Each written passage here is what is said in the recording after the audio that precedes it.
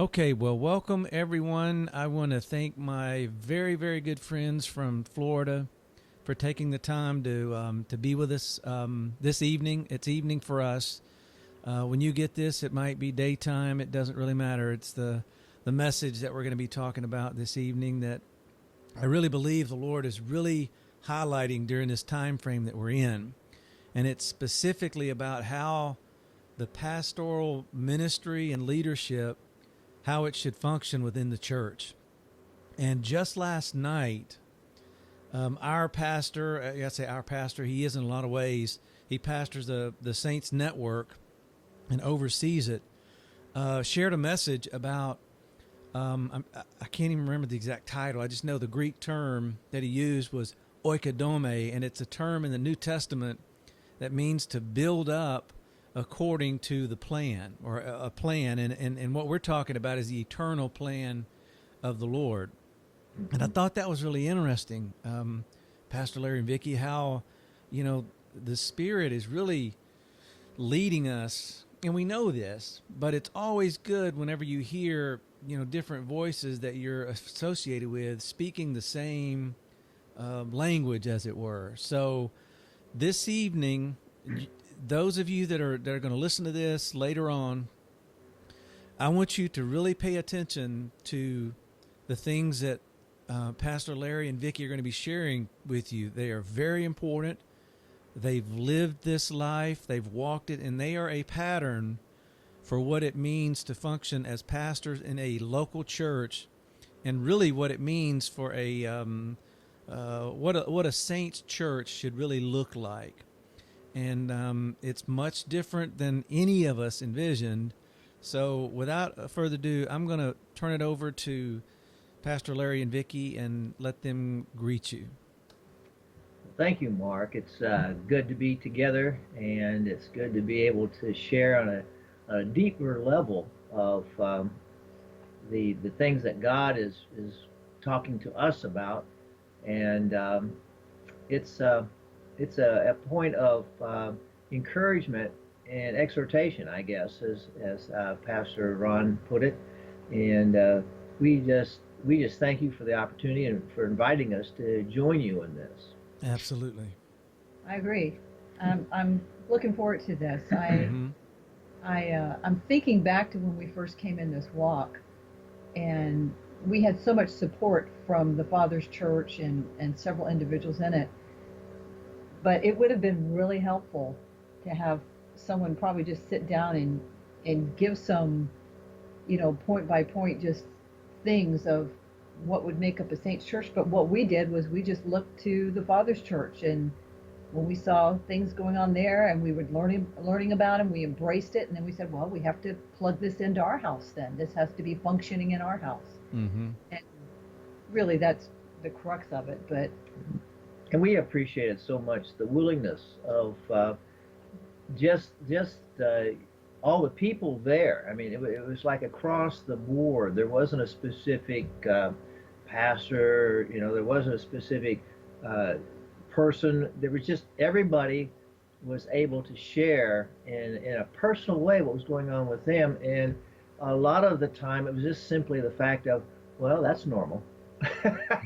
we would come up with these, what do you do? What's going on? And they would say, well, that's normal. You're fine. There's nothing, strange about what's happening, but that's just part and parcel to taking up this cause of the saints, of being a son. And you're going to run into kinds of things that you never thought of before. And it was definitely a trial by fire. We tried to ease into it, but the Lord knew that it's got to be an all or nothing thing. You just have to really say, this is it. We're going for it. It's kind of like when you jump off the diving board. There after you leap, there's no saying, wait, I think I'll go back. The point of no return there. It's done. Right. And we probably, I've lost count of how many times we looked at each other whenever a huge challenge came up, and we just said, you know what? It doesn't matter if everybody leaves. Mm-hmm. We are still going forward in this because this is truth. This is where God has called us. And we knew that God was going to provide because He had brought us to this point. And we we didn't know what the future was going to show us, but we knew that however it turned out, it was going to be on God's terms. And so we just basically surrendered to that. And that's the blessing of letting the judgment and burden of God just take over and just take away the stuff that really won't stand up to the heat. Yeah, that's a great way of putting it, but it's true. That the church today has a lot of stuff that it looks good, it feels right at the beginning, but it loses steam, it loses its power. There's no more enthusiasm. It gets set by the wayside for other things, and it just basically disintegrates under use. And we have found that this concept of walking as a saint, it just gets stronger. It doesn't diminish. It doesn't lose its power. It doesn't lose its focus. It's very much alive, and it feeds the soul. It feeds it causes the spirit man to gain strength over the soul. And we know what the soul is. It's our mind, will, and emotions. And our spirit man has to be in control of that, because we can be influenced easily in our mind, will, and emotions by everything that comes along. And so that's what we have to battle in a basic relationship with the Father as He wants us to be, rather than as we think we ought to be. Mm-hmm. Yeah, that's a lot of great wisdom there, and that's one of the things that I really appreciate about both of you is your willingness to lay everything down and to just follow hard after God, regardless if you've got 2 people or you've got 50 people. It doesn't matter. It's not about numbers. It's about relationship, and it's about functioning the way God intended all of us to function before the foundation of the world, before anything was ever created. We existed within His heart, and He had an identity for all of us. Mm-hmm. And at that point, it was absolute perfection, and we know that in the garden is when that perfection ended. And so Vicky, what were some of the initial things? Pastor Larry just mentioned. What things come to mind when you reflect back on what God maybe said? Okay, I need you to lay this down. I need you to lay that down in order to be able to embrace, the way the pastoral role should. I know you function in other ways, but what did you guys have to lay down in order to allow the pastoral flow to really begin to be known in the church there in Port St. John?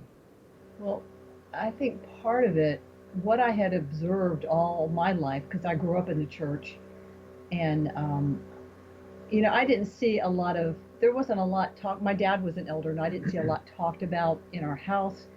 But through the years, through Bible college, and then of course after I married Larry, there's you get it from the other viewpoint.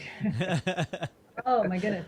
And so I just always had this kind of philosophy of, well, when you're in a church, either the pastor is going to have the upper hand so that he can get the things done that he feels like God wants done in the church, or else it's going to be somebody else, and the things aren't going to get done. And so that was always kind of the thought in the back of my head. And I realized when I came to this walk, and God was already preparing me, coming into it, but that really, it's not about that at all. And I have to give up that any point of control, and it's not a scary thing at all when you know that God, like I said, He had already was already directing us that way prior to going in. Mm-hmm. But it really was, it changes from ministering to people to please them to ministering strictly to the Father and trying to not only model that, but, you know, kind of change the atmosphere or whatever with the people's hearts so that they gain that vision and they no longer feel the need to be ministered to. Mm-hmm. And please hear me when I say this. I don't mean we turn our back on the people. No. We're not there to love them and encourage them or anything. That's not what I'm saying. But I just seen too much time spent throughout the years where the people were the focus. Yeah. And I know Larry can say that because he's watched it not only his family, but in his dad's and his granddad's. And so really that concept of we are here to minister to the Father in service, in church service. Before it was always about how do I feel, you know. I even remember when we first were entering this walk and we were trying to do prophetic, get into the prophetic part of worship. And one little lady, she came up to me and she said, you know, I was going to ask you if we couldn't sing some songs that we used to sing because I liked them so much, but the Lord had just led me to do a real mini little teaching that day before we got into worship about how we're before the throne and we are here to minister the will of the Father for what he wants to accomplish in the midst of us. Mm-hmm. And that totally changed her. She didn't even request it. She was just telling me, she was just confessing that's how she felt. Yeah.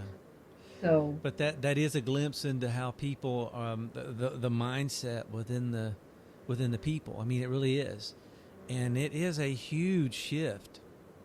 You know, whenever you go from, if we're honest, you know, it's really self-centered.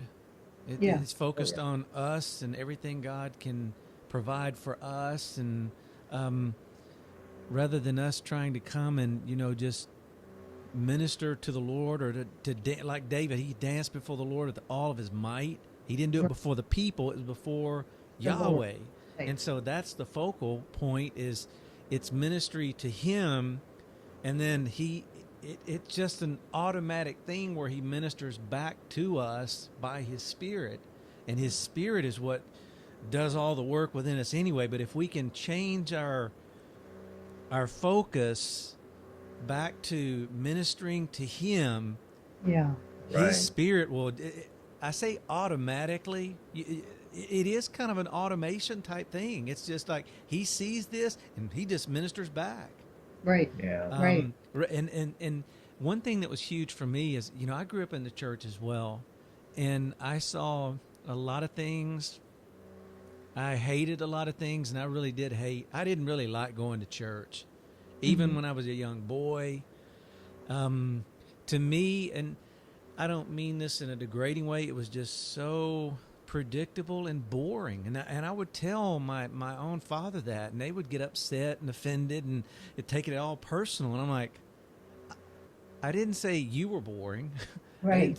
So even though you might have embodied the boring part of it, it's that you just got to come to terms with that. You really do. And you find out, okay, is the soulish part of us going to rule, or am I going to be led by my spirit, with His Spirit within me, you know? And it's a big difference. There's a war going on there.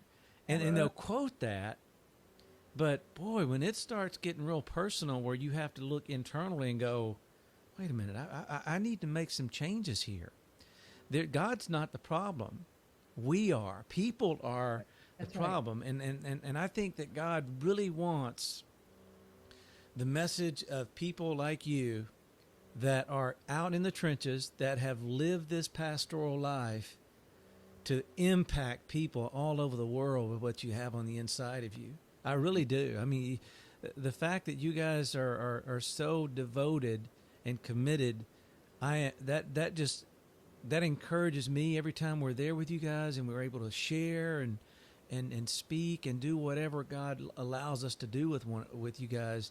It's truly a blessing to see a church of people, and I've watched them grow too. I remember, Yeah. you know, the growth is just phenomenal, in everybody. I have to agree. It really is. I have to agree. It's in many ways watching your children grow up and become their own person. And in this sense, it's like watching them become their own person in the spirit. I mean, Exactly. in relationship with the Lord. And I mean, I'm so, it's not a bad type of proud. We're so proud. No. Yeah, that's a great sense of pride there. And I'll tell you, we can rely on our people to do the things spiritually that needs to be done. Yes. And we've never been able to say that in any other ministry we've been in. That's true. That's very true. You know, I think, you know, Vicky, you talked about the woman who came up and wanted just some old hymns because that made her, she liked those. That was making her comfortable. And I think that hits at something that is going to have to be dealt with by everybody who comes into this walk is the sense of not having the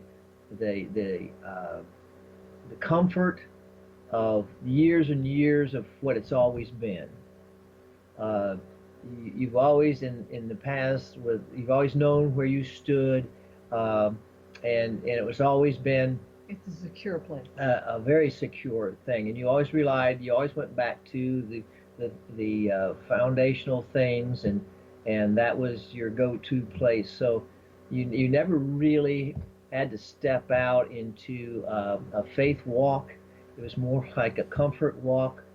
You know, people who like comfort foods, you know, they eat that when they're just, you know, disturbed or agitated. I just want something, and then they'll eat a bowl of ice cream, or they'll eat, you know, when they go out, it's just ice cream's a comfort food. Just eat that organic kind, and you'll be okay, right? Yeah. Fix me up a pound of bacon, and I'll be happy. Yeah. And really, the Lord is asking each of us to trust Him and to let Him lead us. And for someone who has spent all their life just doing a pattern, it can be a daunting assignment. Sure, it can. Yep. Because I remember when we first we were on a mission trip with you guys, and Vicky was invited to the stage to sing prophetically, and I remember her comment afterwards. She was terrified. She is absolutely terrified. But the obvious, wonderful thing is that the Spirit gave her the things that she was to sing, and it was wonderful. And it's becoming accustomed or becoming in expectation of the Spirit's provision. And I don't think there's anything that church for us that prepared us for that.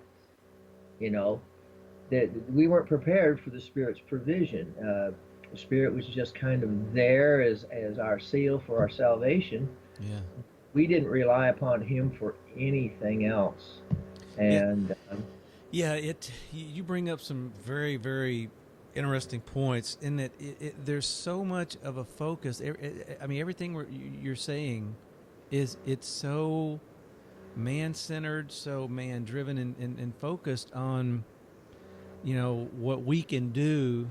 In, you know, like, for example, in the pastoral leadership in the church that I grew up, it was just, I mean, you walk through the door, the pastor's standing at the back door, he's greeting everybody, shaking their hand, hey, how you doing? You know, just casual. Yeah. You go in, you sit down, you have Sunday school, that's what it's called. We still use that terminology somewhat today. It's but you sit there and you listen to somebody, you know, for at least an hour, and there was a little conversation, but it always was, I remember even as a young boy and a teenager thinking, man, it seems like we just talk about the same things over and over again. Mm-hmm. I mean, it may be mixed with, like, they may talk about faith a little bit or salvation, but, you know, salvation was something that was hammered into us. Very much. Every service. And we know it's important. We are not. I mean, but that's not an end all. But it that's how it was kind of treated in the church. Was this is it? Once you're saved, oh, that's great. And And then the last one was, okay, let's Acts 2, let's have that type of thing. And then from there, that was it. Right. And nobody ever taught me how to have a deeper relationship with the Lord. They would say, spend time in prayer, study the Word. Okay, but for somebody how do you do that? Right. Right. What does it look like? And all I knew about prayer was, well, everybody would get up here and they would just, in their own language, start naming all these different ailments and all these different things they needed. And Right. And even though the Scripture said He knows our needs before we even ask Him, why are we? It's almost like we think God's forgotten something, Right. even though He already knows it. So, if you think about the way we used to think that, it's just like, man, that's weird. Yeah. It is so strange and so. I just say it's self-centered. It really is. Right. Because we didn't know there were deeper things. I tell you that the attitude we kind of have is that we pretty much know what the scriptures say. Yeah. We have them, except for the places that don't make any sense. So you just read over those really fast. Even move on to another. Right. That's just Old Testament, or that's just whatever. It's Right. Yeah. I never saw the harmony between the Old Testament and the New Testament in the way that this has been something in the heart of God since before the creation of this earth. Yeah. Amazing. It's just that He, and even, both of you, being in Bible college, the different testaments, how God's Spirit was poured out on just certain individuals. So, but even in that, though, we can still learn how His Spirit functions and operates. Absolutely. We don't set that aside. Right. And a lot of people do. They don't even. Oh, that's Old Testament. I think it might be. Is it the Church of Christ? There's one particular branch that believes they don't even study anything in the Old Testament. It's all New Testament. Oh wow. And they don't even look at it. Wow. So, let's read a couple of scriptures as we progress on.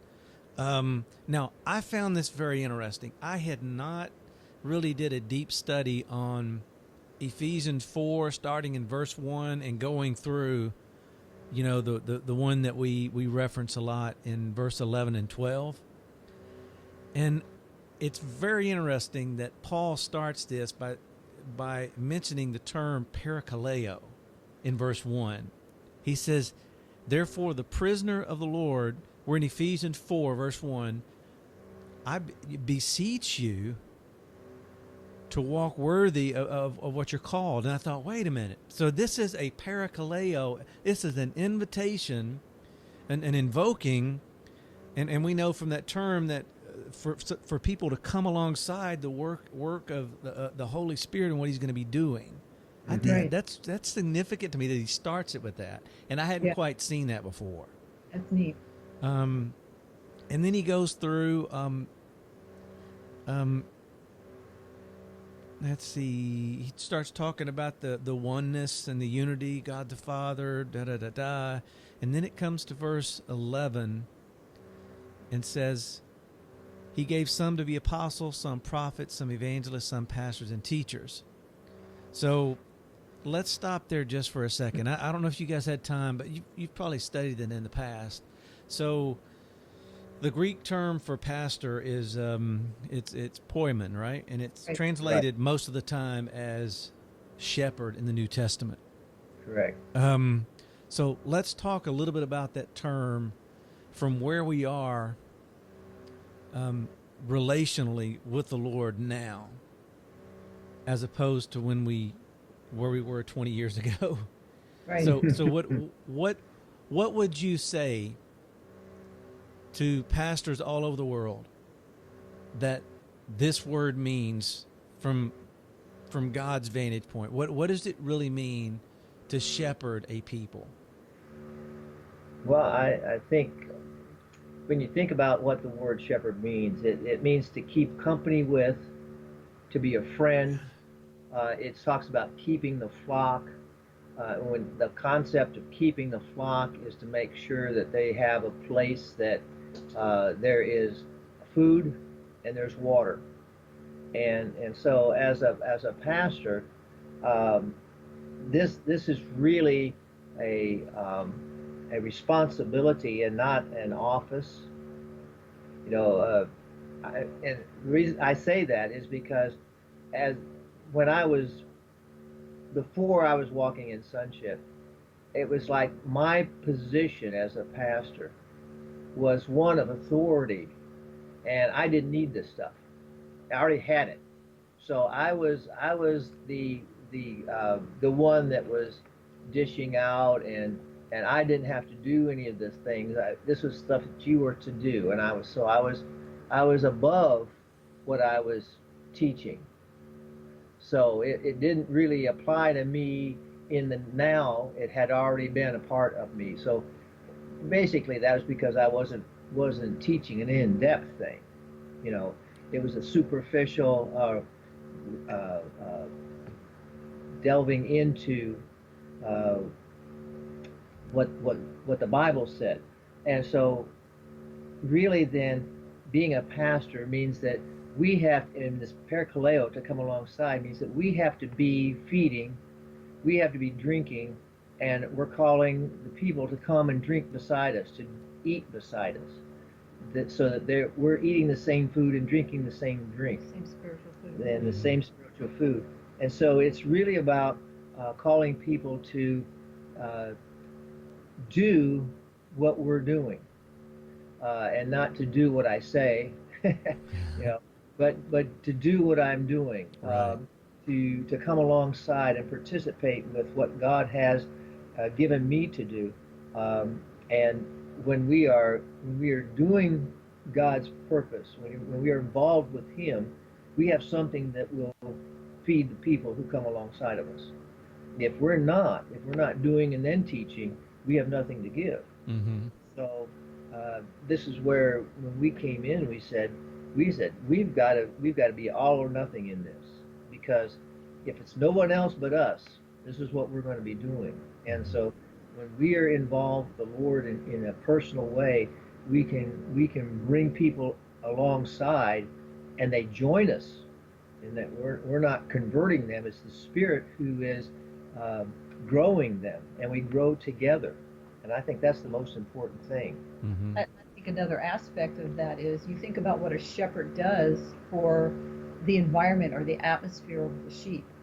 He's continually watching, he's continually checking, looking over the flock and assessing what dangers might be there, what the strengths you might have a weakness in one sheep, so another one needs to be paired up with it so it can, bring out that strengthen that weakness into something. And so in many ways that's what a pastor does for his flock, for the congregation. You're protecting the atmosphere first off by making sure that we are continually interceding. Okay. Continually interceding for the not just for the church, but before the throne, because that's the most important place we need to be to start with. Yeah, I was gonna ask you to go a little bit deeper with the, you guys have hit on a lot of different good things, the tending of the flock and eating and drinking, and Pastor Larry, let's focus on something you said a little further, and then we'll come back to the warning and the protecting and the guarding over the atmosphere, because those are so crucial. Because some people are going, man, these people are speaking Greek. What is she talking about? The atmosphere. So that's where the helps, the governments, the diversities. We'll touch on that. But Pastor Larry, you mentioned what was I going to ask you? Oh man, I hate that when that question's there and then it's gone. The eating the same spiritual meat and drinking the same spiritual meat. Can you elaborate more on what you specifically mean by that? I know it's scriptural, but can you talk to that? Well, absolutely. It's really understanding that this walk is a personal walk, and we all have to move with the Spirit. We can't rely on somebody else getting it and then giving it to us. We all have to look for what the Spirit wants to do for each of us and how we fit in. And so when we are uh, seeking the heart of the Father, when we are going to His Word, when we are in our point of intercession, and He is revealing His mysteries to us, it's coming to all of us at the same time. It's what He and the great thing that has happened over and over is that what He gives one of us, we find out that He's given to all of us. We are seeking His heart. We are going to the Word, and that Word uh, it's providing understanding of His mysteries, and through our intercession, God's revealing His heart. And so, as we all become intercessors, we all are receiving our part that He has given to us from the foundations of the world. And so when we fulfill our part, we find that we are knit together in a unity that is beyond man's ability to produce on his own. Mm-hmm. You know, being I used to be very active in the community as a pastor in a pastoral pastor's youth, or not youth, prayer group. Mm-hmm. Mm-hmm. And the heart was always, we want to have unity, and so we would agree that the thing that we could unify on was Jesus. And so as far as who Jesus was, that was about as far as our unity went. Wow. And everybody Yeah. else maintained their separate doctrines, but it was in fact, right now there's the group of churches who have gone to the length of putting signs out on their front marquee or the side of their building that says, "We are part of the unity of Brevard County." And but that only materialized in doing community stuff. We have community worship time, or we have a community sunrise service, or we'd have something like that that would demonstrate our unity. But the reality, we were still as different as night and day. Right. And the unity that you derive from embracing a revelatory truth that the Father shares from His heart to you, when everyone embraces that, boy, there's the unity, because we're all following the same thing. And you hit on Vicky, you hit on verse 3 in this Ephesians 4, where it says, endeavoring to keep the unity of the pneuma, the breath of God. And then there's in the bond, there's a bonding that happens, and then you bring in the peace, which is the accomplishment of the task that God's laid out for us. Right. I mean, what about that? Let's put that on our marquees, the unity of His breath. Right. I mean, Right. that is something that His breath can do that. And so I think of all the I know when I say this, it just, there's so much division going on politically, but we're focused on the spiritual, the which is the most important. Why can't we believe together what the Bible teaches? And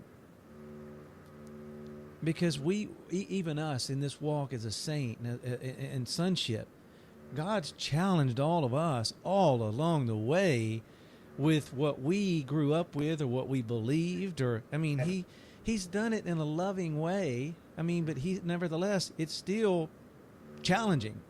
Right. He's going, what you thought this meant is not really all that there is. Right. And a lot of it's because of our surface relationship we all had. Mm-hmm. And there was no depth to it. I had not really entered into, the bathos, the depth of the Lord in my heart. I just hadn't done that. I knew Him in salvation. I knew Him in the baptism in the Spirit to some degree, but that was it. But That's going to be key to being a pastor. yeah, Unless you're willing to do that, there's just nothing you can pastor with. You have no uh, no tools. It's just a superficial position, and you just hope that everybody will get along. Yeah, I know my dad. He used to spend hours at night talking on the phone, trying to smooth feathers, put out fires, because that was what he thought his job was. Yeah. And unless the Spirit's leading us, that's all we're going to have is that work of trying to be the oil on the water, keep people from hurting each other, and that's just not what it's about. Well, when you think about the fact that our conversation is supposed to be in heaven, that we're praying the Lord's Prayer, your will be done on earth as it is in heaven, that just opens the horizons to a much higher, no pun intended, a much higher, vista of what's really going on. There's a whole spiritual world of things that are moving and that God wants to accomplish. And you don't even get there if you don't even know about his breath. Right, right. And what's interesting too is, don't let me forget to come back to the question about the atmosphere and guarding over it, but because that's very important. But and I lost that thought too. It just came and it left. I'm approaching the big 5-0 and I'm feeling it every day, let's pause just for a second. I know we're sharing a lot of different things with you, and maybe some of you, this is the first time you've heard maybe you've never heard the term revelatory, never heard the term intercession. When we use the term intercession, we are referring to God's Spirit within us interceding, in communing with him in a lot of different languages, in a lot of different ways, and expressing himself through us that way. And then we, in turn, he begins to share what we're praying with him and partnering with heaven to accomplish in the earth. It is a partnership, but it's a life in the Spirit that is so different than anything we ever have known. And it looks different, it feels different, and it is not it is connected to things in this earth, but it's more of a when we're talking about his Spirit, we're talking about the very person of who he is. And I'm still challenging myself to look beyond the physical. So when I see Pastor Larry and Pastor Vicky, Apostle Vicky, I'm trying to see, okay, not the outward appearance, but go way beyond that and see the spiritual makeup of people the way God sees it. And that's the way we've got to look at this thing, because that's the way God's looking. When he looked over in Isaiah, and he was looking and searching the earth for someone to partner with him, I still think it's so interesting that he didn't immediately look to his right, wherever that's directionally in the Spirit. He didn't go there and go, hey, Jesus, I need my son, I need you to go immediately. He looked into the earth, and when he couldn't find that indicates he's looking in the earth first, mm-hmm. for humans to partner with him. And there's something that's done in my spirit recently that just kind of has just ignited something in me to where, because I know the enemy wants people to go, well, that's a prophecy about Jesus coming or God putting on right. Yes, but he didn't do that until he couldn't find someone to partner with, right? Right. So we don't need to miss that, I guess, is what I'm saying. That is so important. So we challenge you, if you're listening and you don't understand, get in the Word. Get in the Word, read the Scripture. And I know there's more to it than that, but let's go back just for a moment, Vicky, you mentioned one of the things in the pastoral setting is to guard over the atmosphere. Take several minutes and speak to that. What does that really mean? Well, I think it's probably a dual thing, because you do have the natural that you have to exist in. Mm-hmm. And so there was somewhat of that type of guarding when we first were in this walk, because we were part of a prayer group that actually ushered us into the possibilities of this. So we had a lot of people from a lot of different churches, and they were coming to our church when we started morning prayer every day of the week, intercessory prayer. Mm-hmm. They wanted to be there, and they would invite people in. Sometimes we'd have people come in that had other agendas, and people that wanted to uh, maybe stand there and start proclaiming and declaring in the middle of everybody praying, or somebody else that just all kinds of things. I Sure. had one lady come up to me and grab my hands. She was trying to pull some anointing out of me. That was her agenda, and I'm just like, wow. So the pastor has to be there to physically, in many cases, to assess what's going on, but Sure. physically make it a safe place. But then, even the more important part is spiritually, so that he is there in his authority, and he's sensing what what is trying to hinder, what is trying to maybe move in, and it's not like he's going to put a sign up and say you have to leave, or to this Right. spiritual entity.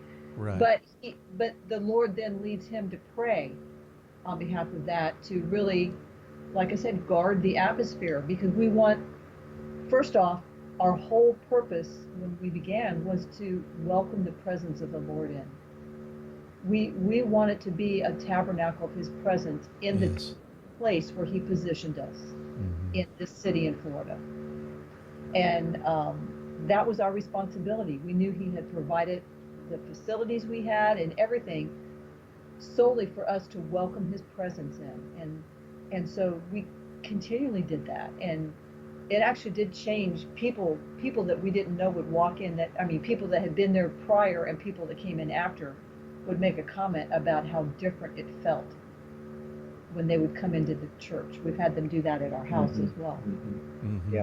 This feels so, they try to put it into words, what it feels like to them, so peaceful and so, whatever. Right. Right. But the fact is, they notice a difference. It's because the Lord is the one who directs what we're doing.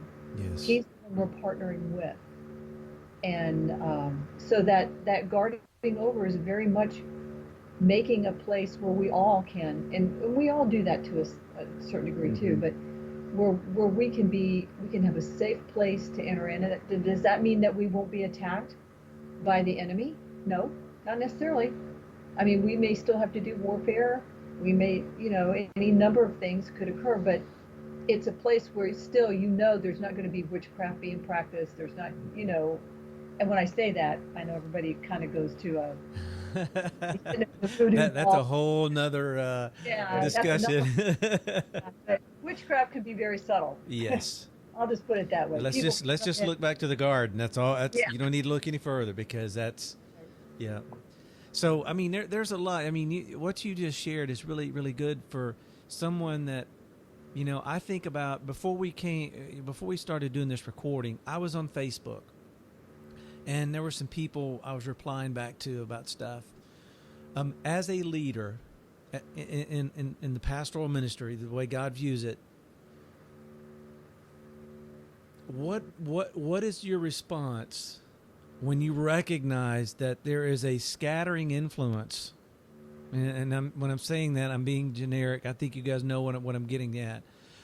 What is your role as a pastor in that regard, where there's something, it comes in a message, or through maybe some of your people might even be reading some things that they may not be scriptural. Is the pastor supposed to step in and say anything at that point? What do you think? Let's just kind of talk about this for a moment. Well, part of what we do in pastoring is that shepherd concept, but it's really stepping into make sure that truth is being established, and that the people understand the framework of what truth is, because it's upon this truth that the rest of Ephesians 14 is hanging. All the offices that are mentioned there, the pastor is really the one that makes sure that those things are able to function. And so when people come in with something else, we really do have to call them to look at what is true.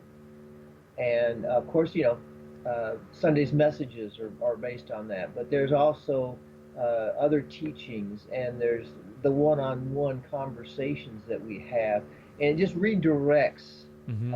people's thinking back to that framework of God's purpose and what His design is for us, and always do that through the Scriptures. Let the Scriptures speak. Let the Scriptures interpret Scriptures. And if we can cause people to say, let's look at what the Bible has said through the Spirit's purposeful words, the things that He's put there. He could have used other words to describe this situation, but He used this specific word. Why? Mm-hmm. And we can, from that, establish a truth framework upon which we can hang the concepts that aren't exactly that they're not in the Bible, but they are certainly dependent upon what the Scriptures say. Mm-hmm. So there is a great responsibility we have to the overall continuity of what the Lord wants to have happen. Mm-hmm. And we just can't let it be willy-nilly. No. And that goes back to, I think, Vicky, maybe you can speak a little further about the atmosphere, being able to maintain it and keep the proper flow.